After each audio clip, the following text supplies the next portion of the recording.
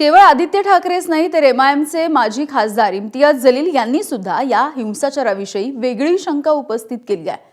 मुख्यमंत्री देवेंद्र फडणवीस आणि उपमुख्यमंत्री एकनाथ शिंदे यांच्यामधल्या राजकीय संघर्षाची किनार या हिंसाचाराला असू शकते असा खळबळजनक दावा त्यांनी केलाय। एबीपी माझाच्या माझा महाराष्ट्र माझं विजन या कार्यक्रमामध्ये ते बोलत होते।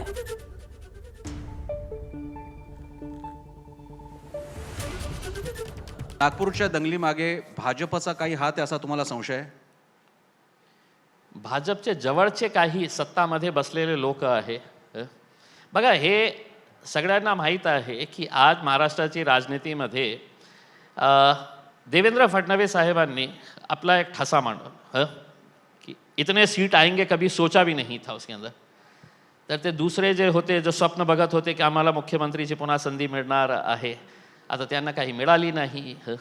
तर आज जे मराठा रिझर्वेशनचा मुद्दा बॅक सीटवर ढकेलण्यात आलेला आहे, ते आता मुद्दा इतकं ज्वलंत राहिलेला नाही आहे देवेंद्र फडणवीस आल्यानंतर।